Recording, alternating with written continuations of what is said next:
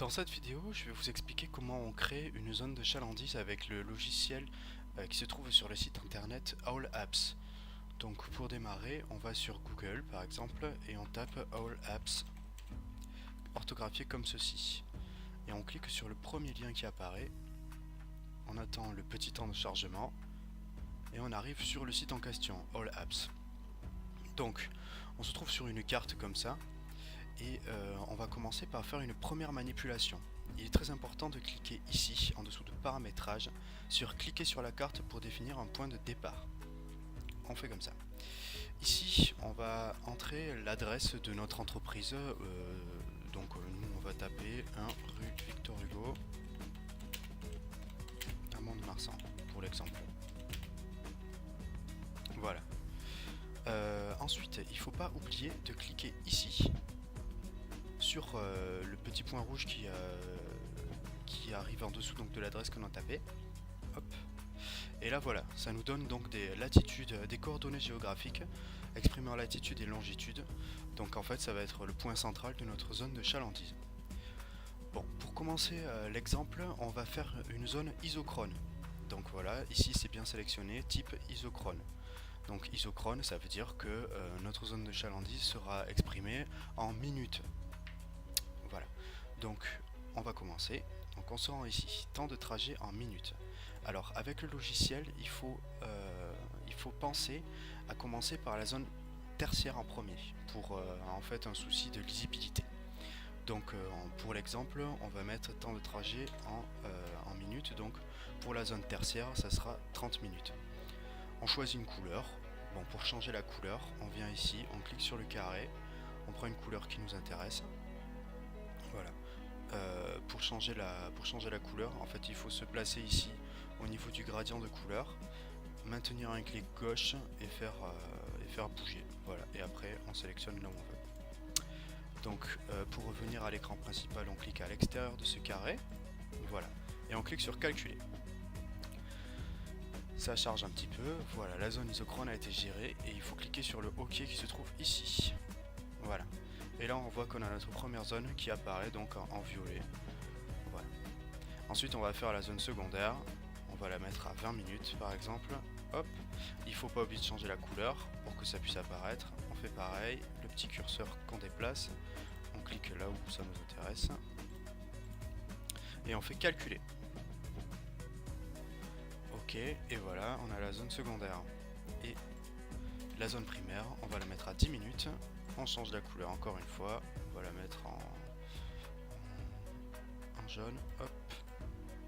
On clique à l'extérieur du carré, on fait calculer. Et voilà. Et là, on a donc notre zone primaire qui apparaît. Alors pour dézoomer, on vient cliquer sur le moins, voilà. Et là, on a donc notre zone de chalandise avec la zone tertiaire, primaire, secondaire, pardon, et primaire ici. Alors pour exporter ce document, il faut faire une petite manipulation qui est assez simple. Donc on va cliquer ici sur le carré qui va servir à passer en mode plein écran. Donc on clique ici, voilà. Et là en fait il faut donc s'il y a besoin de recentrer, on recentre en cliquant sur la carte et en déplaçant comme ça, voilà. Hop. Là on est bien au milieu. Et donc, ce qu'on va faire, c'est qu'on va, sur notre clavier d'ordinateur, appuyer sur le bouton où il y a écrit impression écran système. Donc on fait impression écran système, voilà. Et donc, ce qui va simplement faire une capture de notre écran. Donc on revient ici ensuite sur le bouton passer en plein écran pour réduire. Hop, voilà. Et on se retrouve ici. Donc ensuite, il faut ouvrir un logiciel de type Word ou OpenOffice. Moi j'ai OpenOffice. Voilà, on fait un nouveau document, on fait un clic droit et on fait coller. Et en fait, ça va importer donc l'image qu'on avait trouvée donc sur le site All App. Donc on peut ensuite après la modifier un petit peu cette image. Donc il faut faire donc image, voilà. Et ensuite rogner. Et là on peut donc redimensionner l'image pour qu'on puisse garder simplement la zone qui nous intéresse. Voilà, ok. Là donc qu'on a bien redimensionné notre image. Et une fois qu'on a fait ceci, on peut l'agrandir pour qu'elle soit par exemple un peu plus lisible. Voilà. Donc ça c'était la manipulation à faire pour donc une zone de chalandise exprimée une zone isochrone, pardon. Donc là maintenant on va faire la même chose, mais on va créer donc une zone de chalandise isométrique.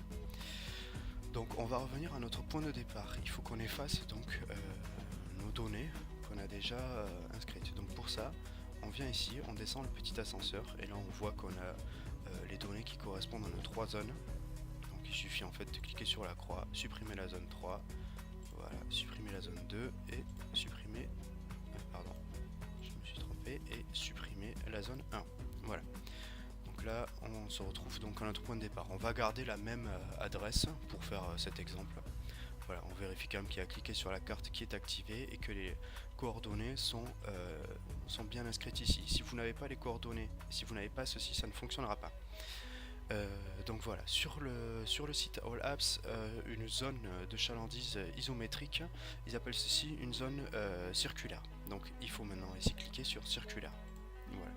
La zone donc circulaire, ça sera donc une zone de chalandise exprimée donc en mètres, en unité de lieu. Donc voilà. Donc comme je vous disais, quand on a cliqué sur circulaire, on voit que la latitude et la longitude ont disparu. Donc là, on doit recliquer ici sur notre adresse. Voilà. Et là, ça réapparaît. Parfait.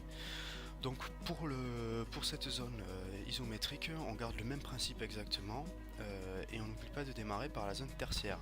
Par contre, petite spécificité, donc il faut convertir les kilomètres en mètres. Voilà.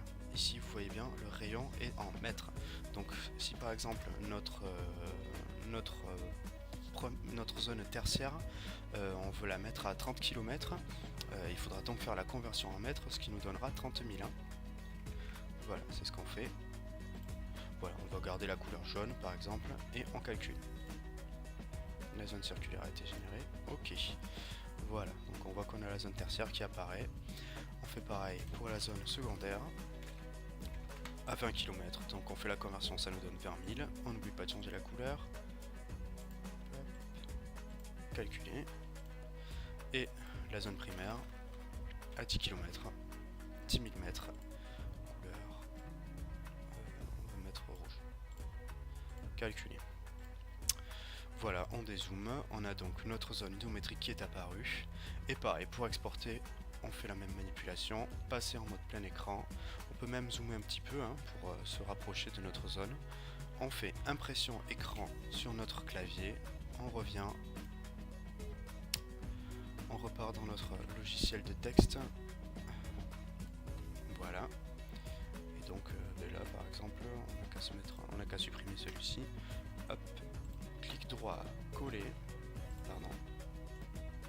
Et on a notre zone qui apparaît. On redispose l'image comme on veut en la rognant. À droite, à gauche, en haut et en bas.